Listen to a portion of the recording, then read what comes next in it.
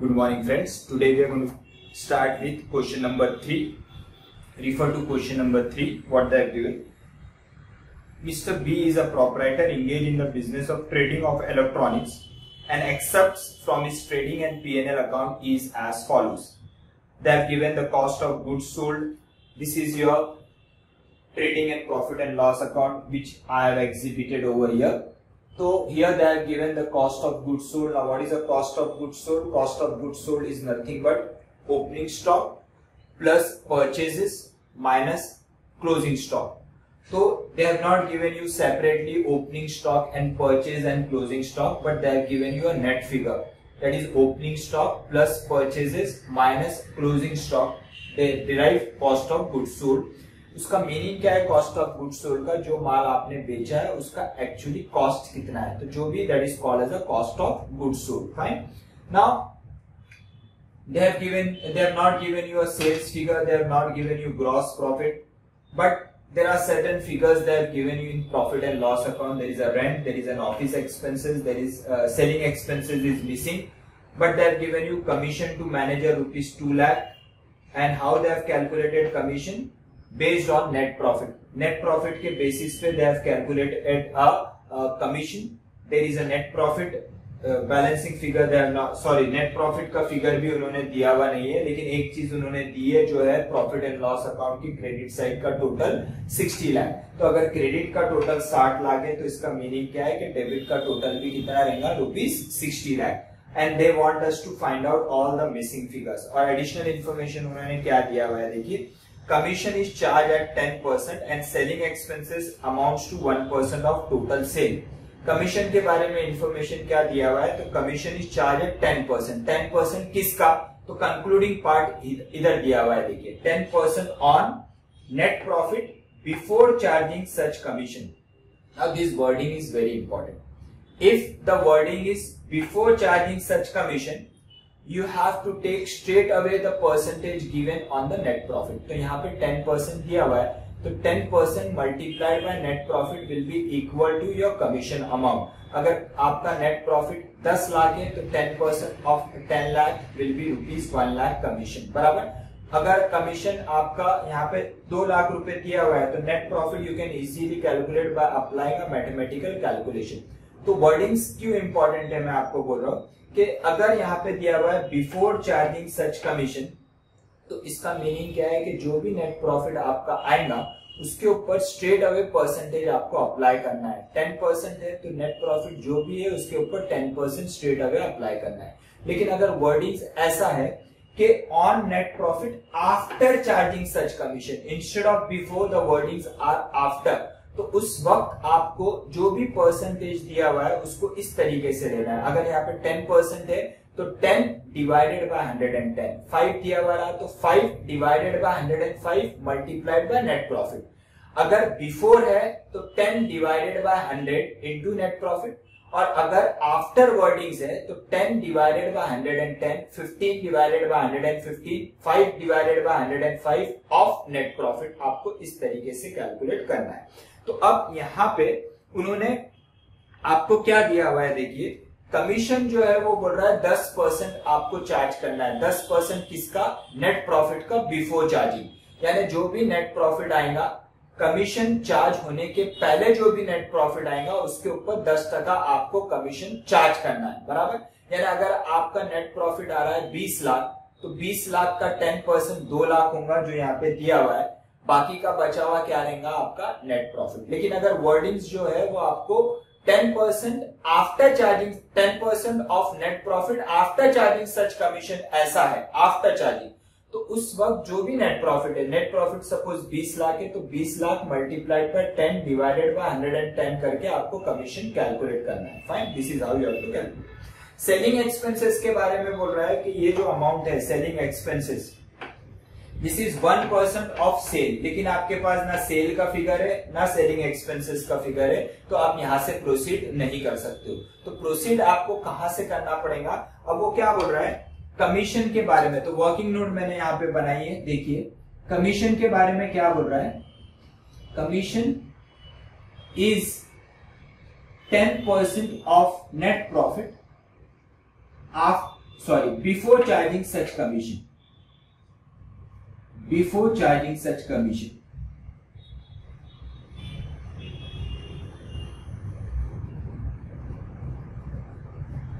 ये वर्डिंग्स बहुत इंपॉर्टेंट है। 10% नेट प्रॉफिट का बिफोर चार्जिंग सच कमीशन, यानी जो भी नेट प्रॉफिट आया है कमीशन चार्ज होने के पहले उसका 10% आपको कमीशन देना है। तो 10 यहाँ पे मैं ऐसा लिख सकता हूं, अगर मुझे मैथमेटिकल कैलकुलेशन बनाना है तो commission is equal to 10% of net profit before charging, बराबर। कमीशन का वैल्यू मुझे दिया हुआ है 2 लाख,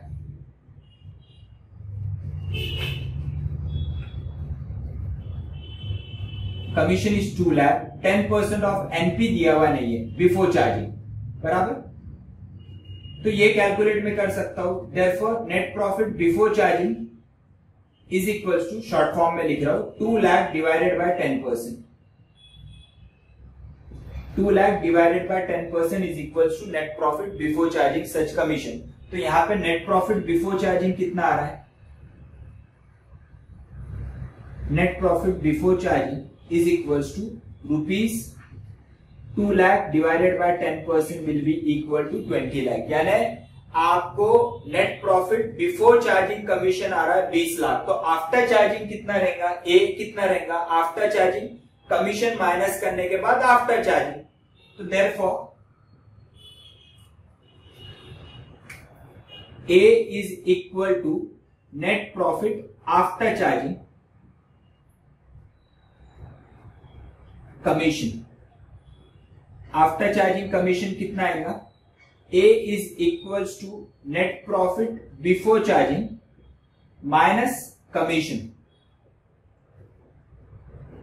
तो आपको नेट प्रॉफिट कितना आया बिफोर चार्जिंग 20 लाख, कमीशन आपको ऑलरेडी दिया हुआ है 2 लाख का, तो आपको नेट प्रॉफिट कितना आएगा, रुपीज 18 लाख, रुपीज 18 लाख आपका क्या आ गया, नेट प्रॉफिट आफ्टर चार्जिंग। तो यहां पे मैं नेट प्रॉफिट पहला फिगर मुझे मिल गया, कितना आ रहा है, फर्स्ट फिगर, पहला फिगर मेरे पास आ गया यहाँ पे 18 लाख रुपए। ये 18 लाख रुपए मेरे पास आ गए। किस तरीके से मैंने कैलकुलेट किया, मेरे पास कमीशन का फिगर था, परसेंटेज का फिगर था, क्या मिसिंग था, सिर्फ एक फिगर मिसिंग था जो है वो net profit. So with the help of percentage, with the help of commission amount, I have calculated net profit before charging. After charging कैसा कैलकुलेट किया, नेट प्रॉफिट बिफोर चार्जिंग जो आया उसमें से कमीशन माइनस किया तो मुझे मिल गया नेट प्रॉफिट आफ्टर चार्जिंग। तो ये वाला जो नेट प्रॉफिट है वो क्या है, after charging commission, after charging commission मेरे को ये अमाउंट 18 लाख रुपए का मिल गया। तो मेरे पास पहला फिगर आ गया। Now look at selling commission. Now you see that कि अगर क्रेडिट साइड का टोटल 60 लाख है तो डेबिट साइड का टोटल भी 60 लाख रहेगा, यस और no. First you copy this working note,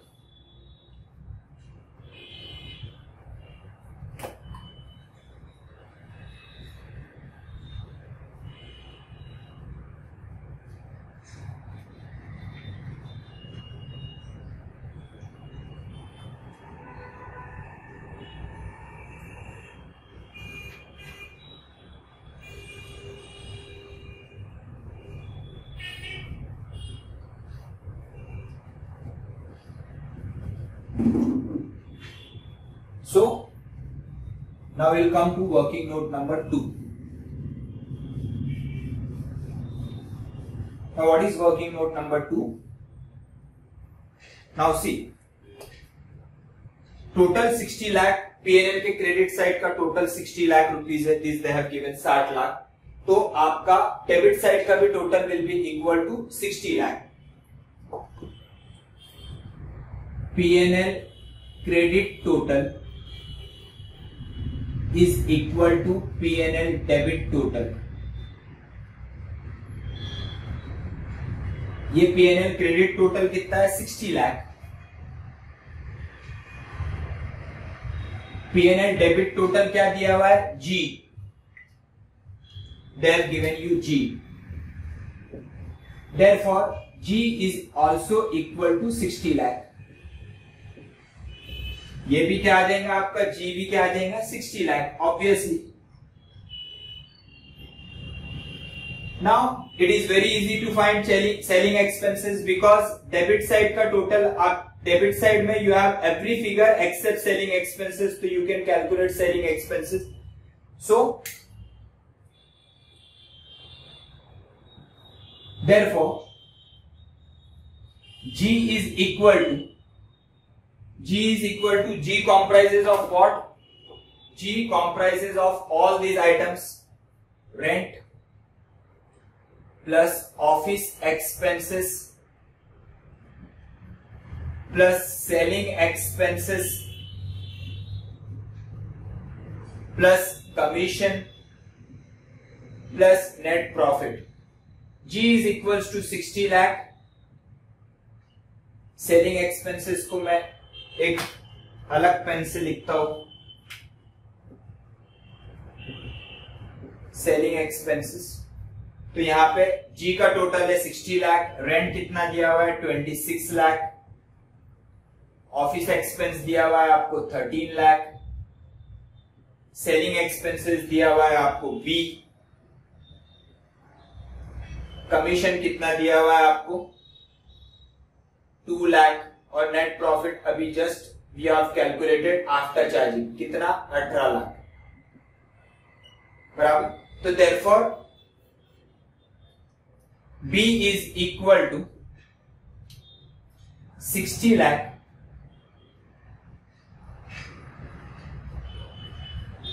minus ये टोटल कितना आ रहा है, टोटल 18 प्लस 2 20 लाख, 20 लाख 30 लाख, 30 लाख 40 50 59 लाख। तो आपको बी का फिगर क्या आ रहा है, देखिए B is therefore B is equal to 1 lakh, आपको मिल गया बी। ये बी का फिगर आ गया आपके पास 1 lakh. You can write here working note number 2. Here you can write there working note number 1. बराबर, ये 1 लाख का फिगर आ गया। Now we'll proceed with the second additional information उन्होंने दिया है, selling expenses amounts to 1% of total sale. That is working note number 3. First you copy this.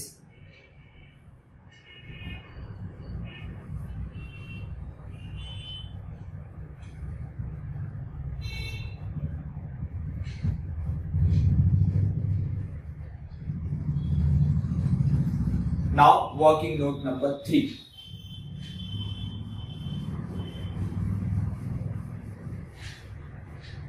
Working note number 3 क्या बोल रहा है, selling expenses, what they have given, selling expenses is 1% of total sales. Therefore selling expenses is equal to 1% of total sale, और total sales क्या दिया हुआ है आपको उन्होंने, total sale is nothing but C. Selling expenses का figure you have got 1 lakh is equals to 1% of, or you can call it as 1% multiplied by C. Therefore, C is equals to 1 lakh divided by 1%. Therefore, C is equals to total sales is equals to 1 lakh divided by 1% will be 1 crore. Just check that, am I right?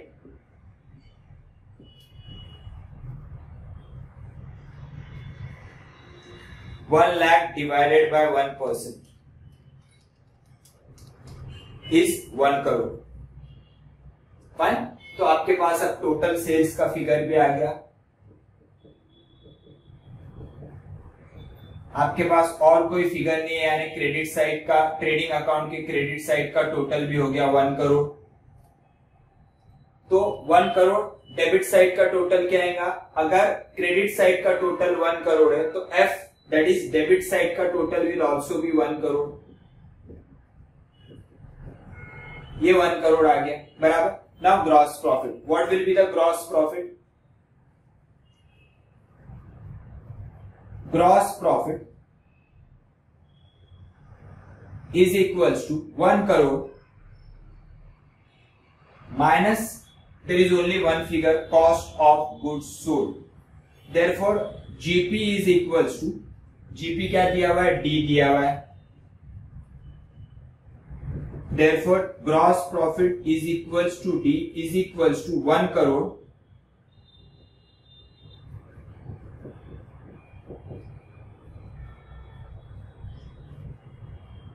minus cost of goods sold is 45 lakhs. Therefore gross profit, that is D, will be equal to 55 lakh. तो आपके पास GP का figure आ गया 55 लाख बराबर. तो you will take over here 55 lakh.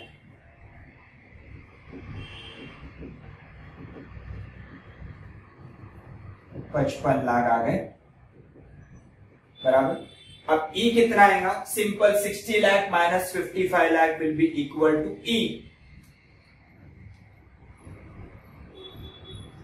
Miscellaneous expense, miscellaneous income is equals to 60 lakh minus GP. Therefore miscellaneous income E is equals to 60 lakh minus 55 lakh. Therefore miscellaneous income E is equals to 5 lakh. As simple as that. अगर ऐसा problem exam में आ गया तो समझिए कि आप लोगों की तो लग गई lottery. As simple as that. बराबर. Simple missing figure. तो कहां से आपको स्टार्ट करना है, you have to see to it के फिगर्स कहां से आपको स्टार्ट करने हैं. जहां पे आपको एक फिगर मिसिंग है और दो फिगर्स दिए हुए हैं. जैसे अपन ने यहाँ पे स्टार्ट किया कमीशन से, where commission has given 10% of net profit. Commission का फिगर दिया हुआ था, 10% दिया हुआ था, सिर्फ नेट प्रॉफिट कैलकुलेट करना था. तो वहां से बेस लिया और आगे वी हैव स्टार्टेड. तो एज इजी. तो just go through this, copy this problem. Fine.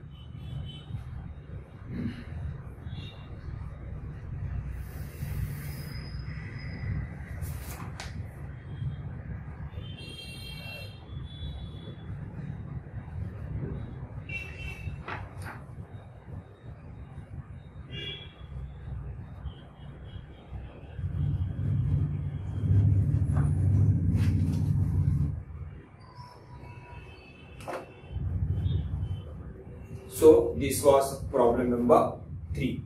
Please go through it, and if you have any doubt, please ask. Fine.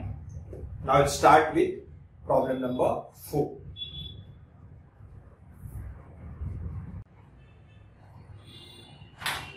Now let's start with problem number 4. Look at the question sheet. The balance sheet of T on 1st April 18 was as follows. 1st April 18. Fine. What they have given?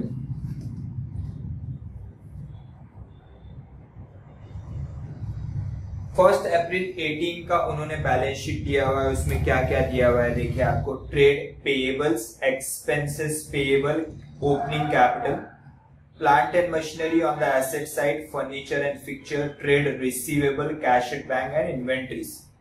Now what is additional information they have given? During 18-19, that means during the current year, his profit and loss revealed a net profit of 15,30,000. This was after allowing for the following.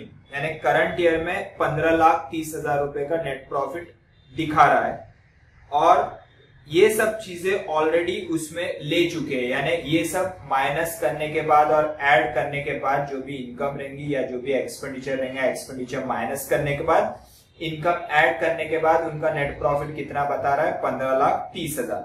क्या क्या चीजें? Interest on capital eight 6% per annum.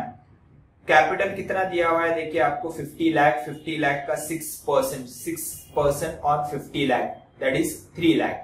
यानी 3 लाख रुपए का interest on capital. Interest on capital is what? It is an expenditure. तो expenditure minus करने के बाद ये 15,30,000 और क्या क्या चीजें माइनस की देखिए। Depreciation on plant and machinery at 10%, plant and machinery 30 lakh का है, उस पर 10% depreciation will be 3 lakh. Furniture and fixture 5%, furniture and fixture 3 lakh का है, 5% on 3 lakh will be 15,000। Provision for doubtful debt 5% on trade receivable as at 31 March 19। ये आपको balance sheet opening दी हुई है, वो डेटर्स उसमें रिसीवेबल 1 अप्रैल 18 के दिए हुए, तो उस पे आप प्रोविजन चार्ज नहीं करोगे। तो वो क्या बोल रहा है, कौन से फिगर पे प्रोविजन चार्ज किया हुआ है, जो नेट प्रॉफिट कैलकुलेट किया है उसमें provision for doubtful date already minus कर लिया है, और प्रोविजन कौन से फिगर पे कैलकुलेट किया, कौन से सन्नी डेटर्स के वैल्यू पे कैलकुलेट किया, जो सन्नी डेटर्स 31 मार्च 19 का यानी at the close of the year. तो क्या आपको सन्नी डेटर्स यहाँ पे दिए हुए at the close of, opening तो दिया हुआ है, ओपनिंग कितना दिया हुआ है Sunny debtors trade receivable opening balance sheet में देखिए 14 लाख, लेकिन उस पे आपको प्रोविजन कैलकुलेट करना नहीं है। वो क्या बोल रहा है, आपको प्रोविजन क्लोजिंग फिगर पे कैलकुलेट करना है। तो क्या क्लोजिंग फिगर दी हुई है वो अपन देखेंगे। But while preparing the P&L account, he had forgotten to provide for outstanding expenses 1,80,000 और prepared insurance to the expenses of 20, prepared insurance to the extent of 20,000। यानी ये जो 15,30,000 का प्रॉफिट उनके अकाउंटेंट ने कैलकुलेट किया, उसमें वो दो चीज भूल गया। क्या भूल गया, एक तो आउटस्टैंडिंग एक्सपेंसेस लेना भूल गया और प्रीपेड इंश्योरेंस लेना भूल गया। तो करेक्ट फिगर कब आएगा प्रॉफिट का, जब ये दोनों चीजें आउटस्टैंडिंग एक्सपेंस और प्रीपेड इंश्योरेंस का आप इफेक्ट लोगे, जब आपको करेक्टेड नेट प्रॉफिट मिलेगा। आगे क्या बोल रहा है, his current asset and liability on 31 March 19 where inventories 14,50,000, trade receivable 20 lakh दिया हुआ है आपको। 31 मार्च 19 का ट्रेड रिसीवेबल का फिगर दिया हुआ है, तो 20 लाख का आपको ट्रेड रिसीवेबल उस पर प्रोविजन कैलकुलेट करना है। कितना कैलकुलेट करना है, 5%, बराबर। वो 5% उन्होंने कैलकुलेट करके नेट प्रॉफिट कैलकुलेट किया है। कैश एंड बैंक दिया हुआ है क्लोज, और ट्रेड पेएबल्स आपको क्लोजिंग यानी 31 मार्च 19 के उन्होंने ये सब फिगर दी हुई है।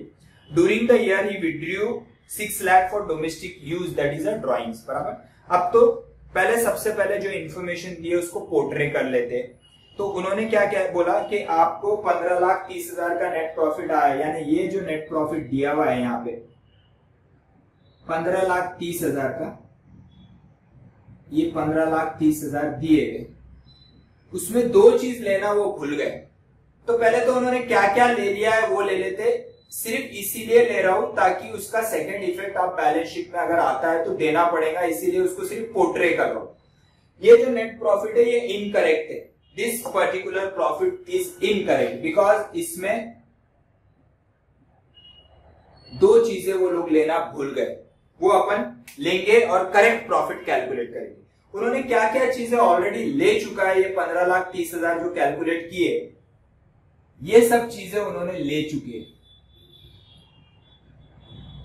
Already taken. और यहां पे अपन वो फिगर लेंगे जो वो भूल गए। यहां पे मैं लिख रहा हूं फिगर्स ऑलरेडी टेकन, यहां पे मैं लिख रहा हूं figures forgotten. Will see that, वो करेक्ट प्रॉफिट कैलकुलेट करते वक्त वी विल सी। तो क्या क्या वो लोग ले चुके हैं, देखिए interest on capital eight 6% per annum, ये रफ P&L है, this is rough profit and loss account for year ending 31 March 19। ये रफ P&L ले रहा हूं सिर्फ फिगर्स पोर्ट्रे करने के लिए, ताकि मैं बैलेंस शीट जो सॉल्यूशन मुझे देना है, आपके जो पूछा गया है, ये सॉल्यूशन में बराबर ये फिगर्स इनकॉर्पोरेट कर सकूं, इसीलिए ये मैं रफ P&L बना रहा हूं। तो इंटरेस्ट का फिगर कितना है, देखिए इंटरेस्ट ऑन कैपिटल, वो बोल रहा है 6%। 6% किस पे, वो बोल रहा है कैपिटल पे। Obviously interest on capital will be calculated on in capital, तो 6% ऑफ 50 लाख, 6% ऑफ 50 लाख कितना आएगा, 3 लाख। 3 लाख का आपको इंटरेस्ट दे दिया है। डेप्रीसिएशन डेप्रीसिएशन के बारे में क्या बोला है? डेप्रीसिएशन के बारे में बोला है प्लांट एंड मशीनरी पे 10% और फर्नीचर पे 5%। तो 10%, प्लांट एंड मशीनरी की फिगर कितनी है? 30 लाख, और फर्नीचर की फिगर कितनी है? 3 lakh. 10% on 30 lakh will be 3 lakh और 5% on 3 lakh will be 15,000। ये आपके आ गया डेप्रीसिएशन। फाइन। उसके बाद वो बोल रहा है आरडीडी कैलकुलेट करो 5% और कौन से ट्रेड रिसीवेबल पे? क्लोजिंग ट्रेड रिसीवेबल पे। Obviously whenever you calculate a provision it will always be on closing rather than opening। Opening लेके कोई मतलब नहीं है, क्लोजिंग पे आप आरडीडी कैलकुलेट करते हो। क्लोजिंग आरडीडी कितना दिया हुआ है? नीचे आपको इंफॉर्मेशन दी है 20 लाख। टू आरडीडी कितना? 5%। 5% और which value? Closing value. Closing value कितनी है? 20 लाख। 20 लाख पे 5% विल बी 1 लाख। बराबर। तो ये सब फिगर्स लेने के बाद उनको प्रॉफिट आ रहा है 15,30,000 रुपए का प्रॉफिट आ रहा है। किस तरीके से? Interest on capital 3 lakh, depreciation plant and machinery पे 3 लाख, फर्नीचर पे 15,000, रिजर्व फॉर डाउटफुल डेब्ट ऑन क्लोजिंग रिसीवेबल 1 लाख और नेट प्रॉफिट आ रहा है 15,30,000। लेकिन क्या भूल गए? अभी वो क्या बोल रहा है?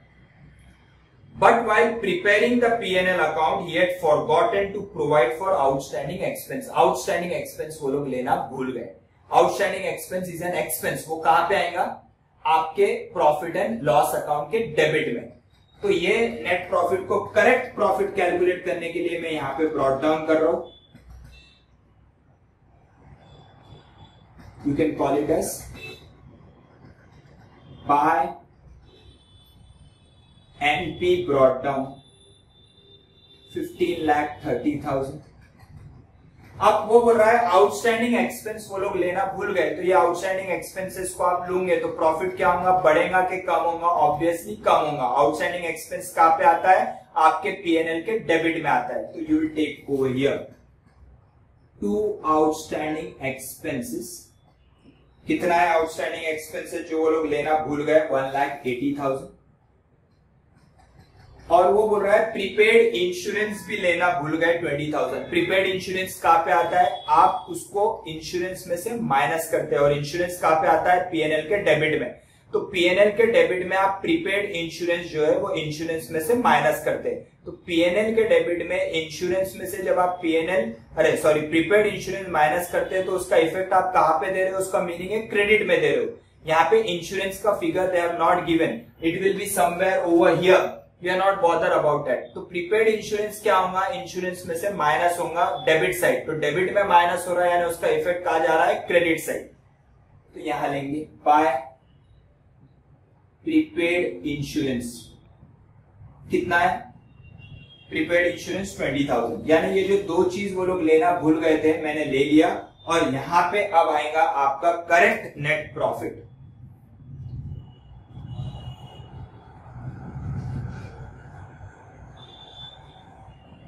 करेक्ट नेट प्रॉफिट अब कितना आएगा देखिए, टू नेट प्रॉफिट। ये कौन सा नेट प्रॉफिट है? आपका करेक्टेड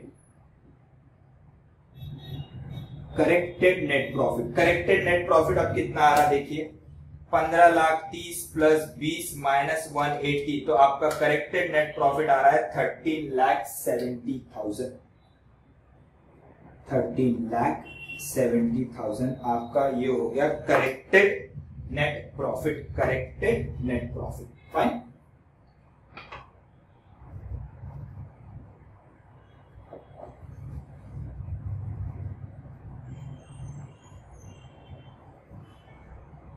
ये आ गया आपका करेक्टेड नेट प्रॉफिट।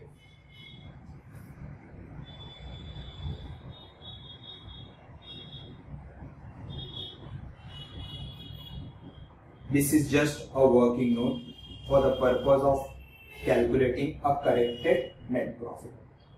अब वो बोल क्या रहा है आपको? बैलेंस शीट बनाना है सॉल्यूशन के अंदर, तो will prepare a balance sheet. First will incorporate all the information, additional information जो उन्होंने दी हुई है। तो सबसे पहले उन्होंने इंटरेस्ट ऑन कैपिटल दिया है, interest on capital will be added to the capital. Capital कितना दिया हुआ है देखिए, कैपिटल आपको दिया हुआ है ओपनिंग बैलेंस शीट में 50 lakhs plus interest on capital, you have calculated interest on capital 3 lakh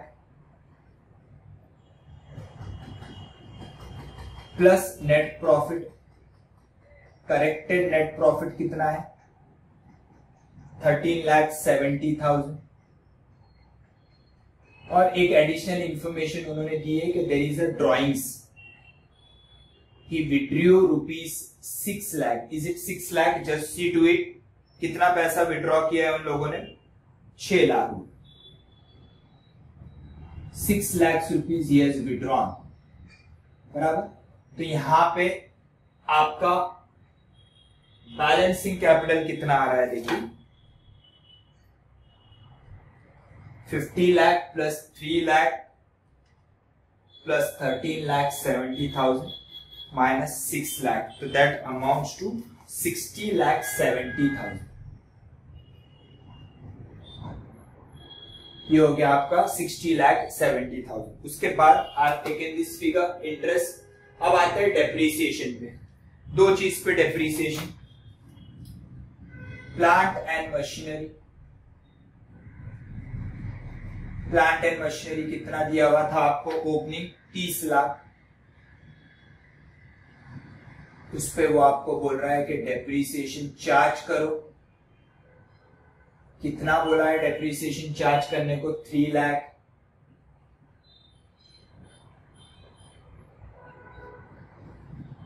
ये हो गया आपका 27 लाख। उसी तरह फर्नीचर एंड फिक्चर,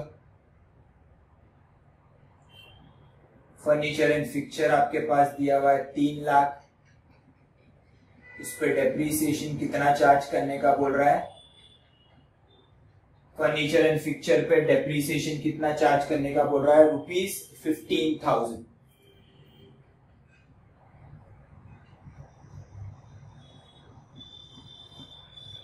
ये हो गया आपका 2,85,000। You have given an effect to interest, you have given an effect to depreciation on plant and machinery, depreciation on furniture. Now RDD, reserve for doubtful debts, उन्होंने बोला है क्लोजिंग पे calculate करना, और क्लोजिंग आपका सन्ड्री डेटर्स कितना दिया हुआ है 20 लाख। ट्रेड रिसीवेबल्स उन्होंने दिया था 20 लाख, उस पे उन्होंने बोला है आरडीडी कैलकुलेट करना है। आरडीडी कितना कैलकुलेट करा 1 लाख। ये आ गया आपको क्लोजिंग फिगर 19 लाख, बराबर। तो you have taken interest, depreciation, RDD.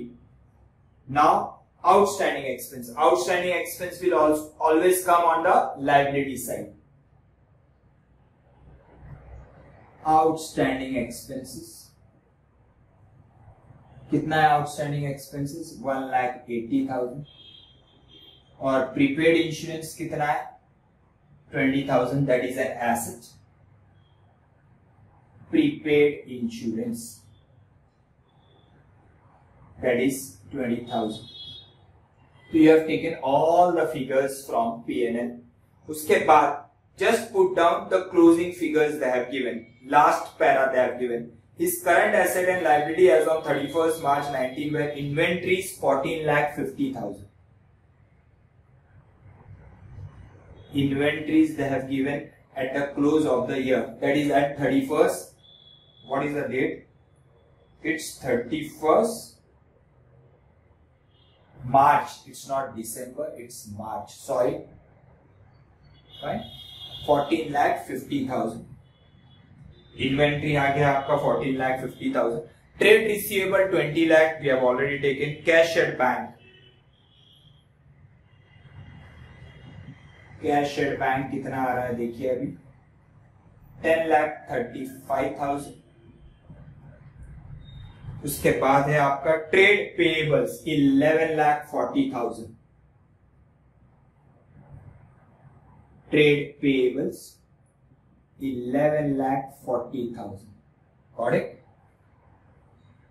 We have completed. Last one is during the year he withdrew 6 lakhs for domestic use. We have already taken under drawings. So with this, all the figures are completed. Now let's see the balance sheet getting tallied or not. Fine.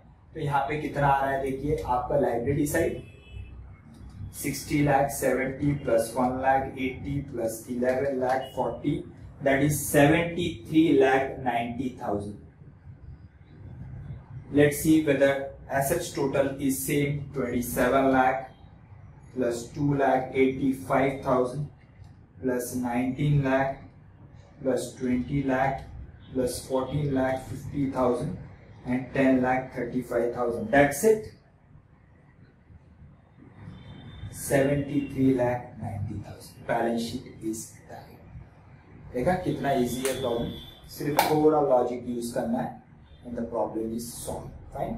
तो आपको final accounts में या not for profit organisation में सिर्फ concept कैसे है कि आपको ये देखना है कि एडजस्टमेंट का properly dual effect debit credit में दिया है. If it is done the balance sheet is always tallied. और आप जब एग्जामिनेशन हॉल के बाहर आएंगे तो आपके दिमाग में एक शांति रहेगी कि मेरा बैलेंस शीट टैली हुआ है. वो राइट हुआ है या रॉन्ग हुआ है, लेकिन एटलीस्ट मन की शांति ये हो जाएगी कि मैं बैलेंस शीट टैली करके आया. This is how you have to solve the problem. Just copy that and still if you have any doubt please ask me. देखिए मैंने ग्रुप पे एक 10 पेजेस का पीडीएफ भेजा था जिसमें मैंने नॉट फॉर प्रॉफिट ऑर्गेनाइजेशन के जो मैंने प्रॉब्लम्स आपको होमवर्क में दिए थे, प्रॉब्लम नंबर 8, 10, 12, 18 जो प्रॉब्लम्स मैंने आप लोगों को होमवर्क में दिए थे, तो उसके सॉल्यूशंस जो है मैंने आपको उसी में दिए हुए. वो तो 10 पेजेस का पीडीएफ है, मैंने कल भी उसको फिर से अपलोड किया, आप उसमें देखिए. और उसके अलावा जो भी आपके क्वेश्चन शीट्स के अंदर जो पीछे 21st प्रॉब्लम ऑनवर्ड जो होमवर्क है उसके आज मैं सॉल्यूशन आप लोगों को अपलोड करूंगा. Just you refer that and I hope that कि वो सॉल्यूशन रिफर करने के बाद आपके सभी डाउट्स क्लियर हो जाएंगे. और इसके अलावा अगर आपको फिर भी डाउट्स रहते हैं तो feel free to ask. Fine. अगर मैं इमीडिएटली रिप्लाई नहीं देता हूँ तो कुछ देर बाद दूंगा, but definitely I am going to reply your queries. Fine. So this is all about question number 4. Just copy this and still if you have any doubt please ask. Bye everyone.